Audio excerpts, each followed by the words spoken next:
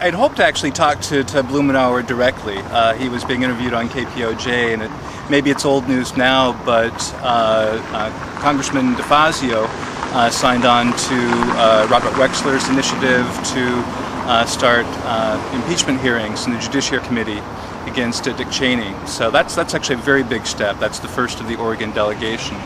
That was last week that happened, right? Yeah. And so I called the office here to encourage Blumenauer to follow suit, and he was curious. The staffer told me, oh, that's just a fundraising gimmick on Wexler's part, that no, the congressman wouldn't be calling for the same thing. They kind of poo-pawed it off, huh? Yeah, he did, and it was just sort of interesting how he's also sticking it to a fellow representative, a fellow Democrat. I guess my parting shot, I stayed on the line, even though I didn't get to talk to Earl, just to at least bear witness to that.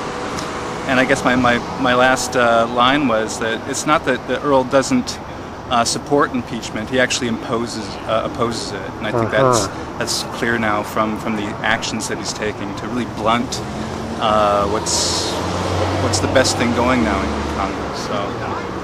So you were on 6:20 a.m. and you were able to speak that, right? Yeah, on KPOJ on the morning show with Carl and Heidi. It was I think the 7 to 8 hour. So you can go to their site, and we'll be on a podcast later today. Oh, good. Well, I'm glad you got that out there, because that is important. Little point that you made. Not only not supporting impeachment, he's acting in opposition. He's part of the opposition establishment. Nancy Pelosi took it off the table. I think it was about 6 months ago. Blumenauer was being interviewed on KPOJ, and he feigned any knowledge of where this phrase "off the table" came from. He said somebody somewhere said use this phrase quote "off the table," like he didn't know it was from his own leader. He's in total lockstep with Pelosi, and with her he'll say that it's on the table, but it's only words and his actions. What he's telling his constituents. It wasn't just me. This can be confirmed by other people that called the office. I've heard since that he's doing things to again blunt what's going on in Congress. Definitely not representing his constituents here that want some accountability. Right. Well, thanks for doing that. Yeah. Okay, Ben.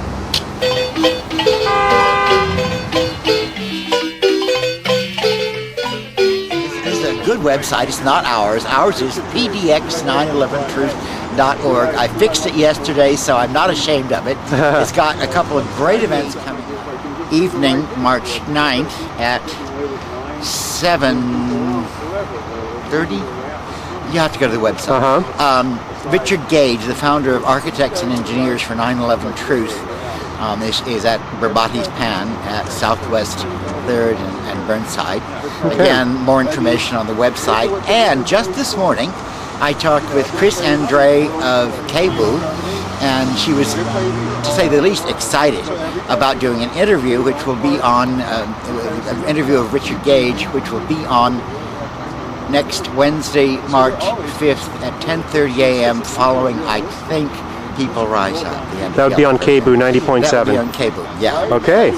Thanks for the updates. We're here live at Congressman Blumenauer's office, and he's finally come out to talk to us. How are you today, Congressman? Well, I'm fine. I would just like to say that I've been trying to meet with you people now for a few weeks. I know you've been out here for a few weeks. Really? We've been out here for 6 or 7 months, actually, Congressman. You have? Oh, I'm sorry to hear that. You must have been cold. Yeah. You here during the week? You must have been cold. We were very cold. We didn't have a nice hat like you. I want to make it very clear that I will answer any of your questions. I want an open government. I don't want any secrets, and I will try to. Thank you, Congressman. Let me get right to the heart of the matter here. Well, why will you not discuss impeachment or hearings when you go on the radio or you hold your annual town hall, Congressman? Well, a little louder, please. That's a very good question. I know. The reason that I can't use that word that you keep using, what was that word again? Impeachment, Congressman. The reason I can't starts use with an I, ends with a T. The reason I can't use that word, you see, is every Thursday afternoon I go into a blackout and I wake up in Nancy Pelosi's office.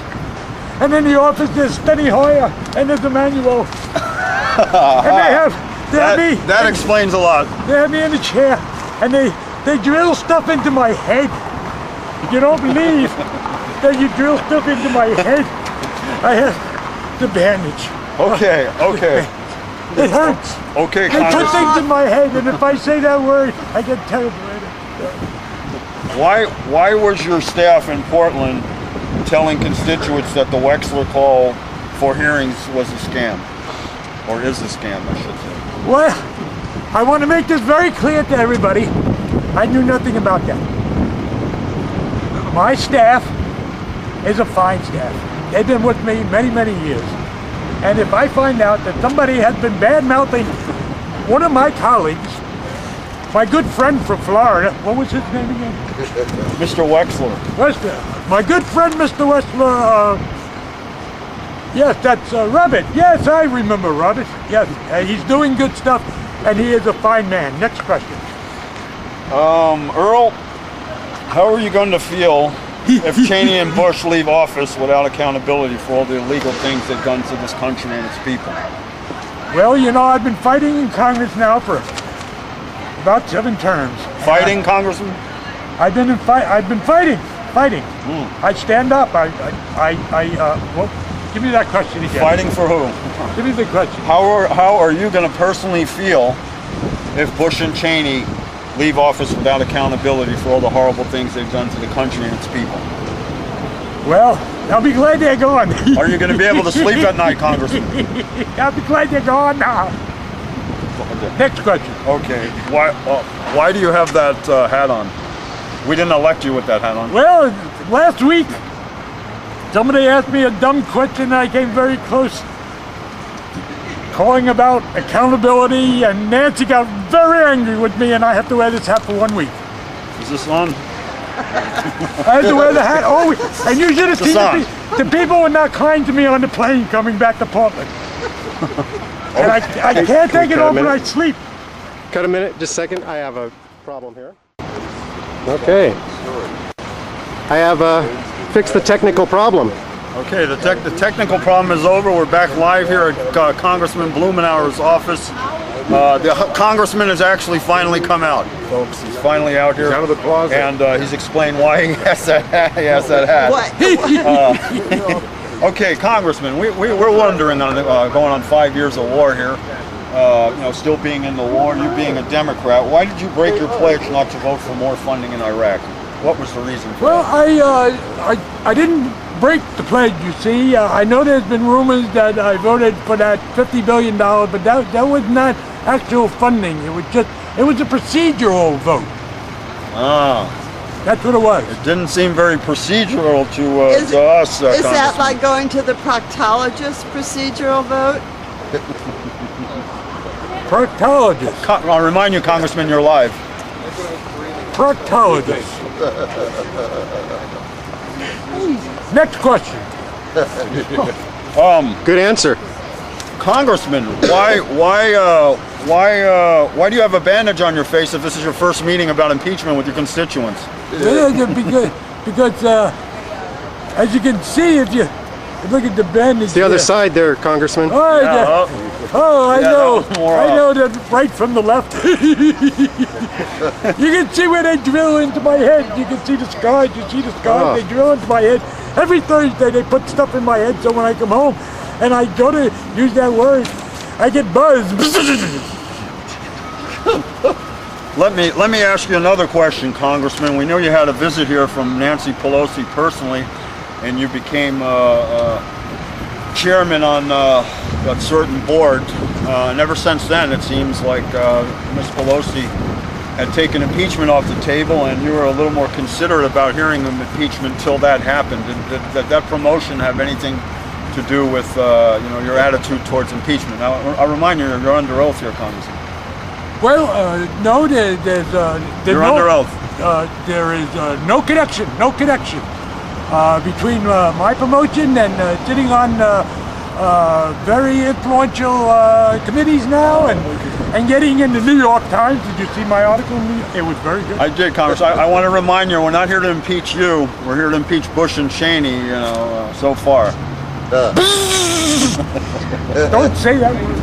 Okay, here's another question with the primaries coming towards the end here. Why did you endorse Barack Obama? Well, everybody was confused about that because they thought I was going to endorse Hillary. Well, what happened was most people don't know that Nancy Pelosi and Hillary Clinton don't get along. They haven't spoken in years. They just very cordial to each other, respectful, but they don't like each other.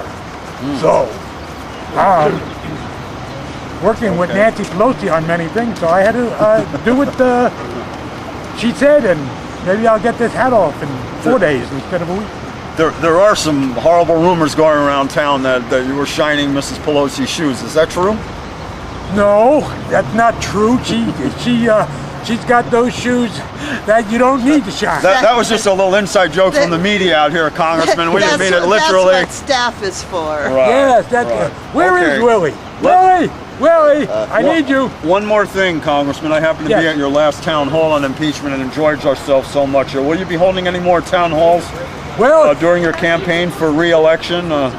you know, I held the town hall meeting by the telephone, and we had over 500 people call in, and they only talked about Medicare. That's all they wanted to talk about.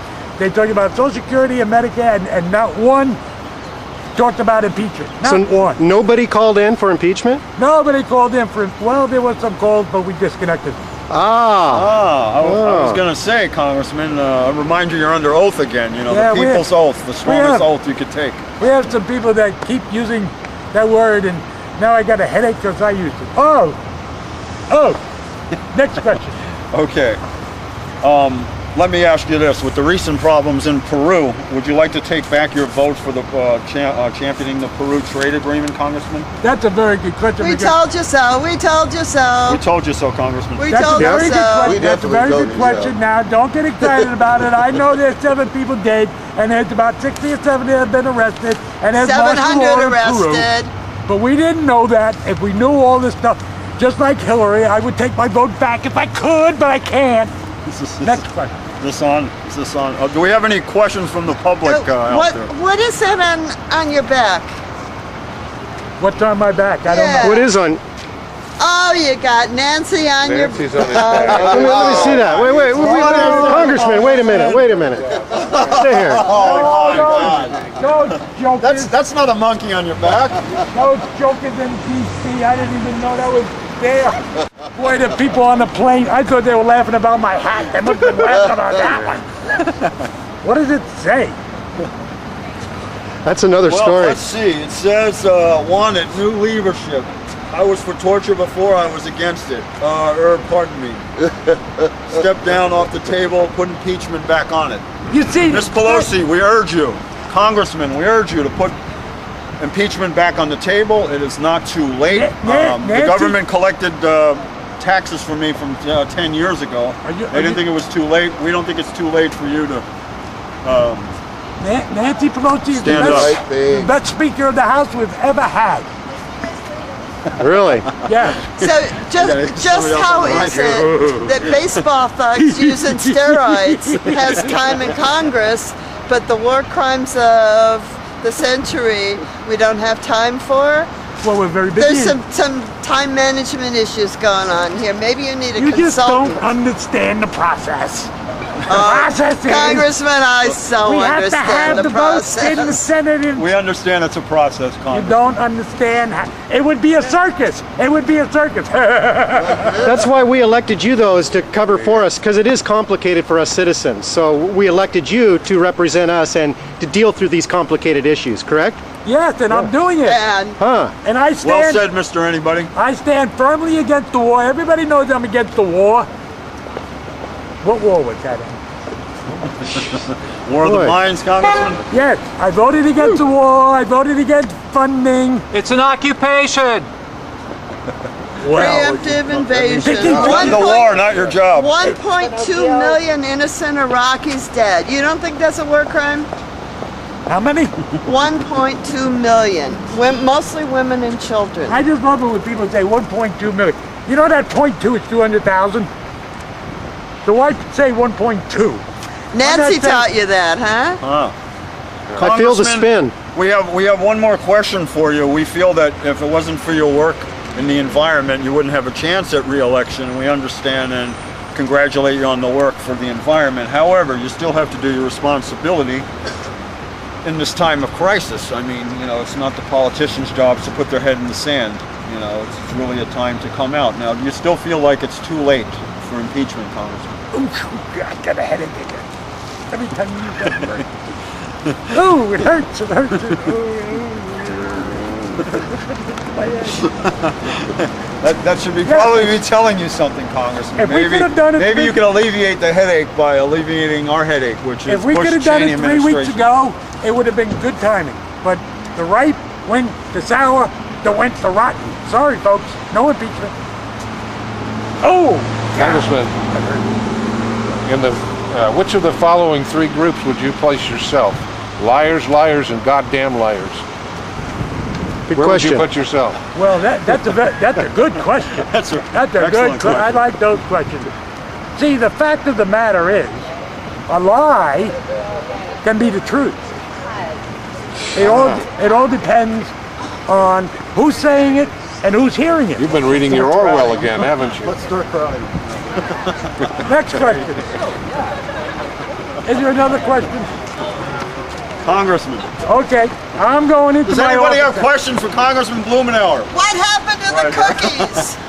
Live. Oh yeah, what happened to the cook? No, he doesn't know.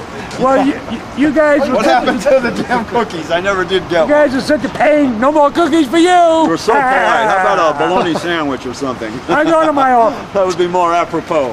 Thanks for taking the time to speak to us. Very good question. Thank you very much, and don't forget to vote in November.